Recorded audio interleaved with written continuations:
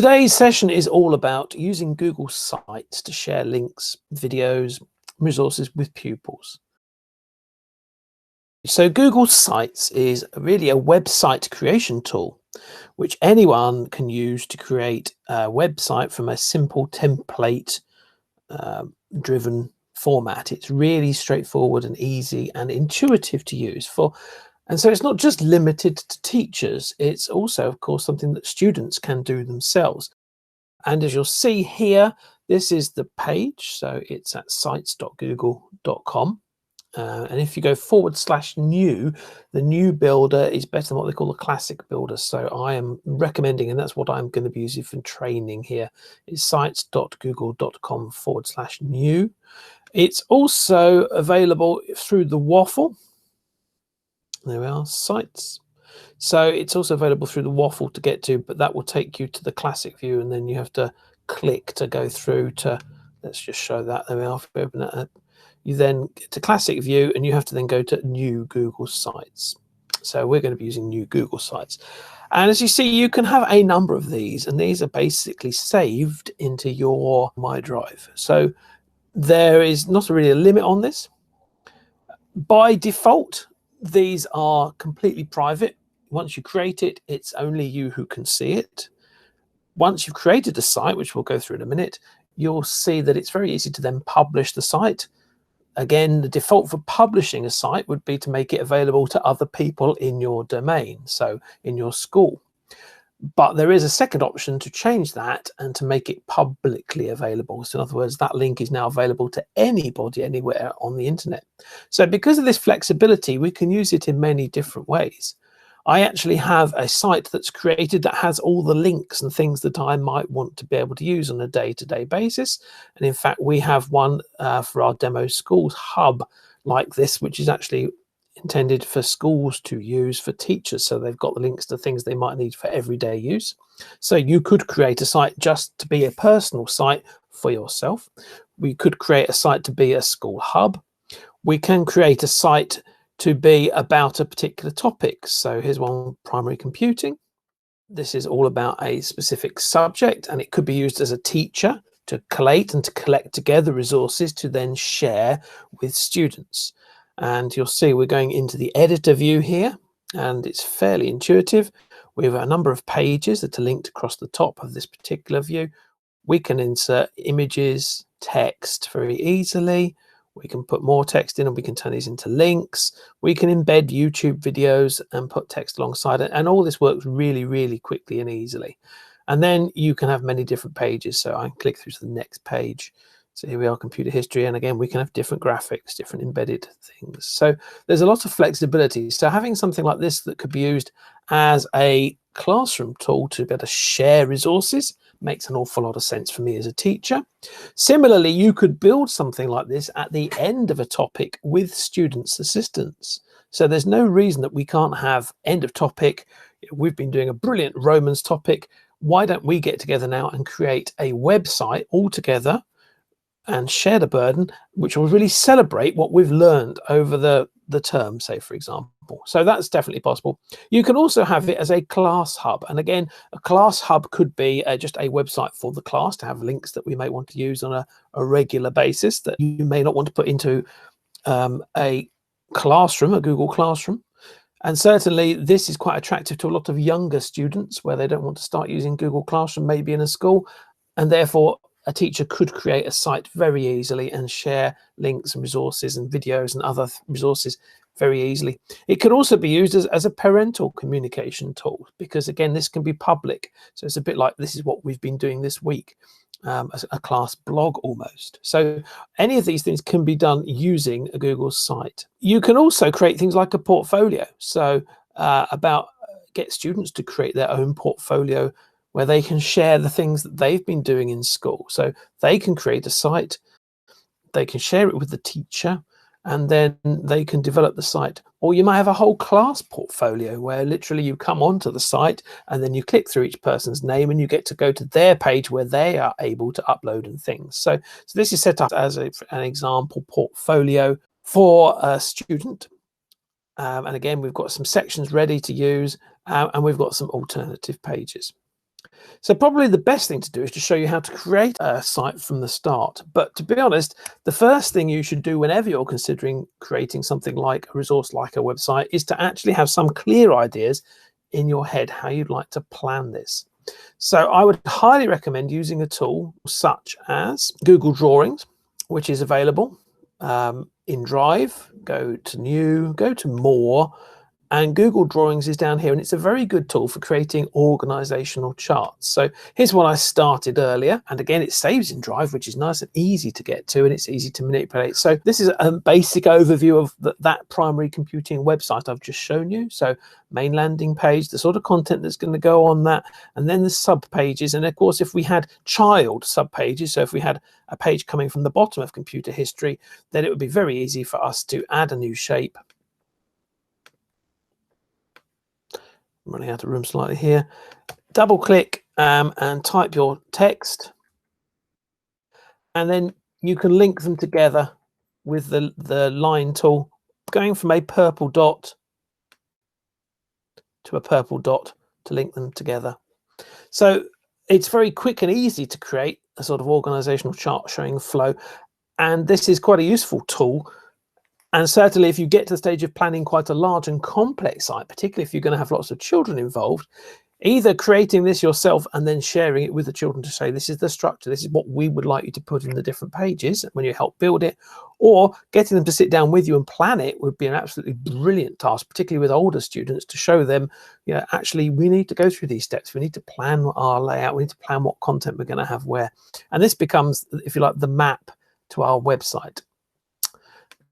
So yes, okay, first things first, plan what you're going to do, work out what sort of content you're going to want to do, and then you come here to sites.google.com/new, and we're going to create a new site. So there are some options. There is a template gallery. So there are some ready-made things which you can then just go in and change and edit around.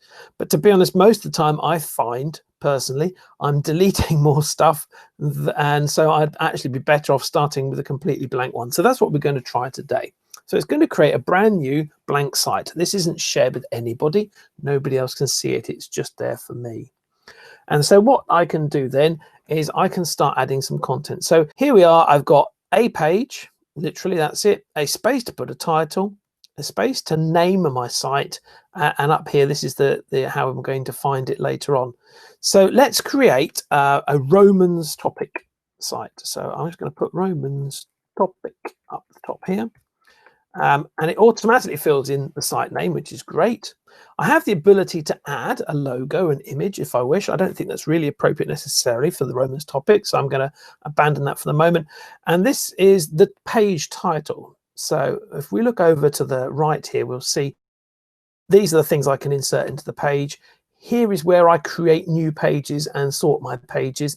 And then there are a number of themes that I can go through. And I'm just going to stick to simple theme at the moment just to make things simple. So at the moment, we've got a home page, and we might call it Romans topic homepage or something like this. So let's just select all of that. Romans topic, maybe I'll just call it Romans topic, the same as the site name for the time being. So this would be our home page. And of course, if I'd have planned this out carefully using a tool, you know, whether it's a piece of paper and a pencil or whether it's something like Google Drawing, doesn't really matter, I would have some idea of the sorts of things I want to go on here. So maybe this is our, if you like, an index page. It may have a list of the sub pages on here, which would be absolutely wonderful. And it may have links through to other websites already, I don't know. So first things first, let's make it look a bit more Romans. There are some options for headers. So at the moment it's set to what's called banner, an image with a topic title. Large banner, as it says, enlarges it a lot more. Title only, shrinks it right down, takes the image off, makes it a little bit easier on the eye when you've got a lot of pages. So for some of the later pages, I would go for that. And cover gives you literally a whole page practically of color. So when you land on this page, you will see whatever image is there. So that might be a quite useful thing for something like a Romans topic. And then what I can do, of course, is choose my image. So I can upload, if I've got one, save to my computer. I can also select an image, which will allow me to search And again, this is a filtered search. So here are the gallery images, a sort of a standard selection of what you might want to put on a standard site. But I can search an image by URL, or I can use a Google search. And again, it's a filtered Google search. And as it says here, results shown are labeled for commercial reuse with modifications, which means I can use any of these images without worrying about infringing copyright, because they've been uploaded to Google saying, yes, you can use these. So looking through here, I need to choose something that might be appropriate to be the front page. What people think when they think Roman well, an amphitheatre, something like that would be quite useful. So I'm going to select that. And what it will do is it will put that as the background image, and it will, as it says, adjust for readability. So it's going to change things slightly to make things a little bit more easy to read. So that's I've already made a major change to that page.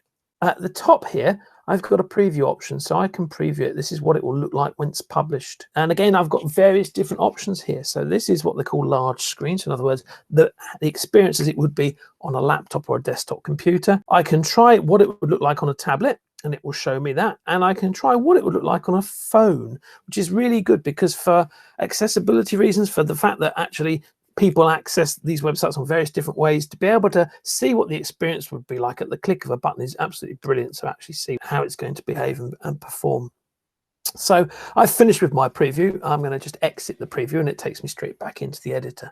So I've got a topic title. I can insert more content into here. So I can insert a text box. It appears at the bottom, and I could pop some things like an index maybe for our site, and I can change that. So there's not a lot of formatting, because with websites it's not something you can lock down terribly. It's better to stick with some sort of standard format, so there are basic choices available. So I'm going to make it a title. I can change the background. I can even insert an image into this box if I wish, but I'm going to leave it. Actually, maybe we'll give it some emphasis. That'd be quite nice. Bit of a blue bar, why not? And that text box is there, ready for me to use. And now what I might do is I might add some buttons that would take me to the other pages, but of course I don't have any other pages. So let's pop into pages. Let's create new page. So we've got the home page, and if I click down to the bottom, I can insert a new page or a new link. So we're going to go a new page, and we're going to go Roman Homes. Now in advanced, I can create a custom path. I wouldn't really bother with that. It depends if you want a specific name at the end of the URL, but I'm just going to go Roman Homes, done. And that will appear as a second page, and it automatically adds it to the navigation bar, which is absolutely fine. I've got options. I can turn this into the home page. I can duplicate it if I've got a whole load of content and I just want to change maybe the title and a couple of links. Really useful feature. I can look at the properties of pages. I can add a sub page, if you like, a child page to this one. So you go to Roman Homes, and then you find out about things like maybe cooking at home would become maybe a sub page. I can hide it from the navigation bar, which means that then I could still link to it with a button or a piece of text, but it doesn't appear as the main navigation bar, which is quite a nice feature. And this is where I delete it if I decide I don't want the page at all. So Roman Homes has appeared. I've got a link. It's got nothing in it at the moment. Let's add another quick page. We'll go Roman Army, and we'll go Roman Transport, and go done. So I've got a couple of pages to get us started with. So here we are still. So it's jumping us through to pages, and it's automatically picking up the same image and the same format, which actually I don't really want to. We can go back and we can edit that. So let's go to the home page. Here's our Romans topic. I've now got this box that says index. Underneath here, I'd like to insert a few buttons. So I've got, quickly running through the options, text box we've just looked at. I can insert an image very easily. We'll do that in a second. I can embed things like Scratch games. So for example, if the class have made a quiz in Scratch about Romans, we could embed that. You can embed all sorts of other things, but yes, embed code, useful. I can also embed things from Drive. So if we've got a presentation we've created in Drive, which is really good presentation, we could embed that into the page using Drive. So there's some very nice little features to quickly put in some of the other things we may have created or we may want to share. I've got layouts for the boxes. I've got what they call collapsible text, table of contents, image carousel, lovely. I may use that later. Buttons, dividers to split up the page, placeholders. I can embed YouTube videos, and I can add things like calendars, which I don't think I'd need for this particular use, certainly, but for a class site, might be quite a nice idea. Map, docs, slides, sheets, forms, creates brand new documents and things straight into the actual site. So that's all possible. So I'm going to go for now for a button. I'm going to have a button that says Roman Homes, and the link, I can paste in a link, so it could go to an external site. But as you can see, it's also showing me options for other pages in our existing site. So I can say, yeah, it's going to be a link that goes to the page called Roman Homes. And it's now created me a button, and it's sitting here all ready to go. So in the same way, I can have all the other pages. So I can have Roman Transport, Roman Army. So let's just quickly add those. Button, Roman Transport, link to Roman Transport, and button, Roman Army. Oops. So what it's done then is inserted those as 3 different lines, which is fine, but it's not exactly what I want. And it's also truncated this one. So what I'm going to do is drag it up to the same box, and if I click on it, I can also resize the button. Now it jumps into these sections. So again, not terribly easy to manipulate, but so you may need to be a little bit as you can see, it jumps where it wants to go. So you may have to spend a little time just laying it out exactly as you want it. And again, I've got the preview, so I can hit preview. I can see what it would look like on a laptop. So we scroll down and there's the buttons. I can see what it looks like on a tablet. And we can scroll and there's the buttons, or on the phone where it stacks them up, because obviously there's not enough screen real estate, which is great. So this might be a bit confusing to some people. You get here and you don't know what to do. There's an arrow. That's quite good. I quite like that. This one, again, has got an arrow to point out what to do. This one, you arrive here and you think, well, I don't know where I'm going. I could click on these, which would be great. Do I like, there's the arrow there. It's now appeared. Do I like this full screen view? Well, maybe I don't. So let's come out of this. Let's go back to here and we'll change the header type back to being banner. And I think that will just mean it's slightly easier to navigate and see. So let's preview one more time. Yeah, that immediately makes much more sense. I've got some immediate press buttons. So it may not win design awards, but at least it's going to be functional and usable. And again, you know, I could try spreading these out a bit, you know, making it a little bit more even. Yeah, it's not going to do it unless it's a really big button. So they are still annoying me because I can't centralize it. That's just the sort of limitations we've got here, unfortunately. So I've got those pages ready to go. So we can now move to the Roman Homes page. Again, the header type I'm going to swap back. I prefer a banner. This isn't really to do with Roman Homes. So I can choose an image and I can select an image. I can upload an image. So from my computer, Townhouse Reconstruction. I'm sure it's big enough. Oh, yes, it's going to be big enough. And again, it says adjusting for readability, which is great. And so that image is now available and it's going to be part of that page. So uploading from a computer, very easy. And again, now I could insert content. So I need some content possibly. So we can go looking for content. So here we are. This is using one of our sister products, 123 Hub. There's a whole collection of resources about the Romans, pages and pages and pages of them. As you can see, 5 pages of links, which is great. I've pulled a couple out. So we've got daily life. There we go. Roman houses in the atrium. So there's some great information. And it may be that we just decide, actually, we're going to use this link and give Mr. Don the benefit of just sending business his way, which is absolutely great. So in Roman Hounds, I would go, I could have another button, or I could pop a quick text box in. What was it like to live in a Roman home? Click here to find out more. So again, I can select text and images, and I can insert a link very easily, and that would it's very easy to build websites this way. Again, I've got some formatting. That's what's called normal text. I can change it to be other sizes if I wish. And I could decide that actually I'd rather have all that in the middle, in which case I've got some basic formatting that I can do. So, again, easy to add things like links very easily indeed. I could insert an image. So we're going image. If I go select. So in my Google Drive, I've got a couple of images I've already uploaded. And here's lots of images. So this original image could go back in its entirety. So let's insert that into the page.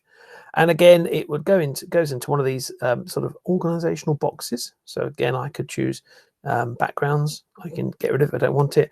And again, I can resize the image. So I can pull and drag it out. It will crop it as it goes. So if I make it really wide and fairly thin, it will crop. But again, I can choose to have the image however I like. It takes a few seconds to respond to images. It's now trying to interpret what I wanted. So there we are. That's a fairly reasonable effort. I can put it in the center of the page. I can uncrop it, in which case it will shrink back to normal shape, or I can edit the crop slightly, so I can reposition the image. So there, let's move the building to the middle of the image like that. So I've got a few little features, and I've got a link as well. So I could use this to link to the same place. Insert link, another page, or a pasted link, apply. And this now becomes a button I can use. So again, if we go back to our preview, it's always a good idea to see what we've got. So here we've got the lovely top title. We've got the link, which when I click here, opens a new tab and redirects me straight to the page, which is absolutely brilliant. And I've got the image, which is here, and a little finger appears when I hover over it. And so again, if I click that, straight out to the site. So really quick and easy to build up some resources like this. So let's close that preview again. So if we go to the Roman army, and again, let's header types, we can play around with that. Images, I can select an image. Again, I've got those ones in the Google Drive. Here are our images. So this has got to be about warfare. That one possibly. There we go. The Conquerors. And so again, I can embed other things. So we've talked about text. I've shown images. I've talked about embed code. Drive lets me take something straight from the drive. If we scroll down, if you remember, there was YouTube. So, and it will let you search YouTube or use an uploaded file. So what I'm going to do is, here's one we prepared earlier. This is a nice BBC clip from BBC Teach. And if I copy that URL and go back onto my page and paste it in, it will find that particular one, which is great because it means I'll have pre-watched it, made sure it was appropriate. And I can select that and add that to my page. And here it is. And again, if I want it a bit larger, we can enlarge it. And I can arrange it however I want it on the page. And that video then will be embedded in here straight away to be watched. And again, there's no comments. There's no what's happening next. It's nice and neat. Got a couple of settings. So hide controls, they fade as we go. Red progress bar, allow it to go full screen so the viewer can make it full screen to maximize it if they wish. And again, I can pop some text around here with some suggestions of what to do or some links to further other items. It doesn't really matter. So again, very quick and simple to use. Roman transport, again, not exactly appropriate image. So we'll go back to header type, change it to a banner, go back, change the image, and I'm going to select an image again. And this is about transportation. So let's stick a Roman road at the top. There we are. Why not? That's a good image to go there. And I can insert an image carousel in here as well. So let's add some images. So I've got a milestone and a road, which would be good. There's the chariot there. I think that's probably it at the moment. It's a bit of a shame. Just for demonstration purposes, I'll add a few other images just so we can see how it works. And we'll go insert. It says carousel must have at least 2 images, so I could have got away with my 2 road images, but we'll upload a whole load, which is great. If I change my mind, I can get rid of. I can also add text, so a caption for the bottom of all these images, but I'm not going to bother today. And in settings, show dots will become apparent in a minute. Show captions, yes. Auto start, well, why not? Transition speed, medium. And then we go insert, and basically that's now inserted a carousel. Here are the dots, so you can see how many images, and you can jump to another image. And that goes here, it sits here at the side as and I'm happy with it at the side. I could drag it to the middle. I can resize it just exactly the same way. What I'm going to do is I'm going to leave it there. I'm going to go back to the top of insert and grab a text box. And so I've got a text box. What I want it to do though is I don't want it there. I'd quite like it here. And so what it's done is it's moved itself across and it's resized itself ready to fit in here. And again, we could have another text box. So let's pop another text box. And this time we'll go for a nice title.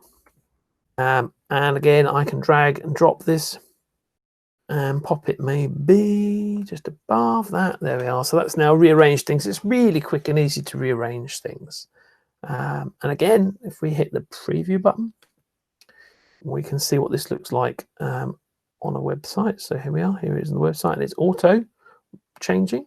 Little arrows come up if I want to change through. It's going a bit fast for me. Could change the setting. It's going medium speed. Maybe I want it to go a bit slower. I can see what it would look like on a tablet, an iPad. And I can see what it looks like on a mobile phone. So yeah, interestingly, it's put the images and then the title underneath because of the way it was arranged left to right on the page. So I may decide that if we think a lot of people are going to be using mobile devices to view this, maybe the text needs to be the other side. So it might be that I come back here and think, actually, do you know what? I really need this to be over there.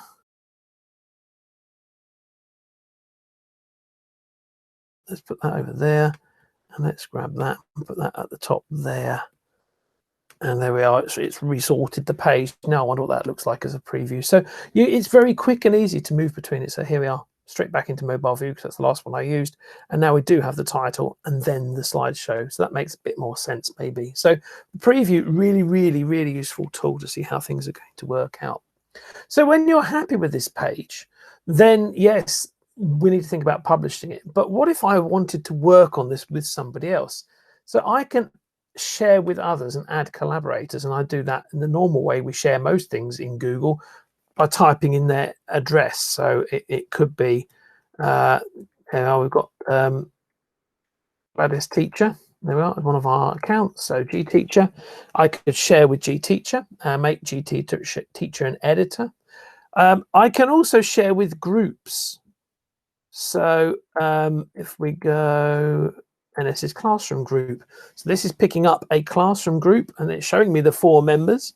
And this would then share it with all of those students. So they would now become editors. So if this was now going to be our class topic website, they've now got the ability to edit what was going on here. So they become an editor. So I would send that, and now they've become editors here. And this is great because it means they could come on board and they can edit the pages, they can add more content and share what they're doing and embed some of their own things from Drive very, very quickly and very, very easily.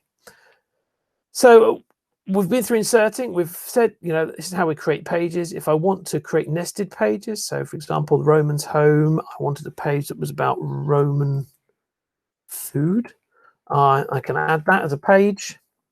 If I drag and drop it on top of Roman homes, it will add it as a daughter page, as a sub page from Roman homes. And you'll now see I've got a drop down arrow which will allow me to find Roman food. So when you end up with too many pages and the navigation gets difficult, this makes a lot of sense because it just nests things. So having those sorts of things, nest things, obviously I need another image there, but we won't worry about that particularly. So creating, editing, moving pages, very, very straightforward. Themes, I say, it's a click and you can try it. It changes things like color scheme, fonts, and there's not a lot of control as far as a user goes, but it's something you can certainly experiment with and see what you want to do. And there are some choices. So there we are. Have a play around until you get it the way you like it. So at the top, we've got undo last action, redo last action. We've got the preview, which we've looked at. There isn't a link because I haven't published it. No one can see it apart from those people I've decided to collaborate with at the moment. Inside settings, I've got some settings. So there's a navigation. Do we want a bar at the top, or would we like it down the side? So there we are. It's moved to down the side and it's nested up. I've got options for navigation, whether it's transparent and you see the image through, or whether I decide to go for a color. So say like that. So it depends. If you're finding your image is making it quite muddly and it's not possible to see navigation, then that's really quite a nice feature that you can adjust that. Brand images, I can upload a logo, which would be the thing that appears in the corner here. Absolutely. And a favicon, which is this little image that appears in the corner of a tab. So you can actually create those and upload those quite easily, and there's information about it here. The viewer tools, again, which things are going to work on here, and whether you want to use some analytics, Google Analytics for tracking. If you're making it totally public, say, and sharing it with your parents, this would let you know how many people have visited the site, but you do need to set up Google Analytics to do that, so I'm not going to talk about that. And the last thing, which could be useful, particularly as a classroom site, or something you're showing as a hub or for parents, is an announcement banner. And it's quick and easy to add a quick message that appears at the top. So you switch it on, you type your text in, you choose the color, and off it goes. If you decide you don't need it anymore, you switch it off back here in the same place and it disappears again. So whenever you make any changes, nothing is seen by people until you publish. So let's have a quick look in more version history. Let's go back, duplicate a site, lets me copy a whole site. So for example, I may want to copy the starter site, which I'm about to share with children, and then share a copy with them so they can go away and work on it. But I've got the starter site to use again next year or the year after. So duplicating site really useful. Report problem help, take a tour, gives you some great information. So highly recommend that. So anyway, back to publishing. So I think, okay, I'm ready. If I had shared this with students, I would rather they didn't carry on editing it after I've published it. Because at the stage I hit publish, I want to make sure that every bit of content is correct, is factual, and there's nothing rogue that's appeared that the children have added. So what I would do here is I would come back into here and I would say, okay, classroom group, thank you for your input. I'm going to remove you from the collaborative part and hit the save. And that now means that only Gladys and myself can make changes to the site. So if you have had students on board to help edit, great idea, but you can turn that on and off. And in the same way, you could have a class blog. And on a Friday, you could open it up to individual students or the whole class and let them work on it. And then before you hit publish, you go back into them and you just take away their ability to do that. So we're going to hit publish. It comes up with a web address. So this is what ends up on the end. So everything is sites.google.com. Then / your domain. So ours is geedu.demo. That's whatever your school domain is. And then whatever you put up here. So Romans topic is what I've got on here.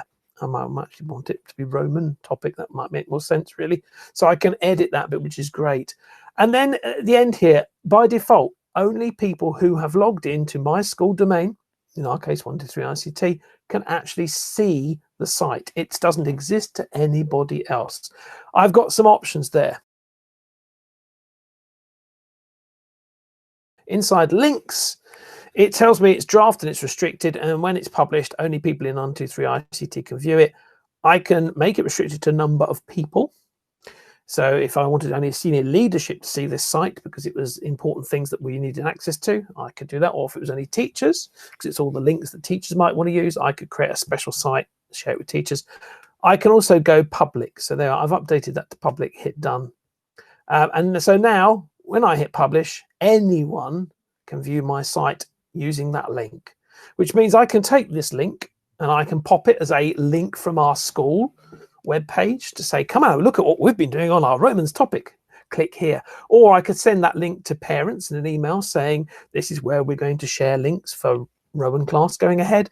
Here's the link. And that would immediately be available. So last step, hit publish. And that's now going to be completely publicly available on that address and available to everybody. So I can get back to publish settings. I can review changes and publish. I can view the published site. I've also got the ability to unpublish. So if I decide, actually, no, we're not ready, or there's a problem with it, or it needs taking down, I've got an unpublish button, which is great. So I've got that ultimate control. So I'm just unpublished that. That's no longer available. It doesn't exist. So sites, really, really, really easy, really, really flexible, really easy to add content to the page. And publishing it, yes, you have ultimate control, which is absolutely great and simple to do. So, and then when you're finished, everything, all changes saved in Drive, everything saves the whole time. So as soon as you leave the page, as soon as you close the tab, as soon as you go back to Google Sites, it's saved, it's here, it's waiting for you to carry on and access it again. And if I logged in as Teacher Gladys, she'd have this one available to edit now. I took it away from the children in the class, but it's here from her, and we can get straight back into it. So very, very easy to use, very intuitive, very flexible, bit limited because you've got to work within the formats, but that keeps it simple. And it's important to keep things simple for a website, because otherwise you end up adding a lot of extra load to people who are trying to view it. I love the fact you can preview it and see exactly what it's going to look like really easily, and it's really easy to collaborate and share with other people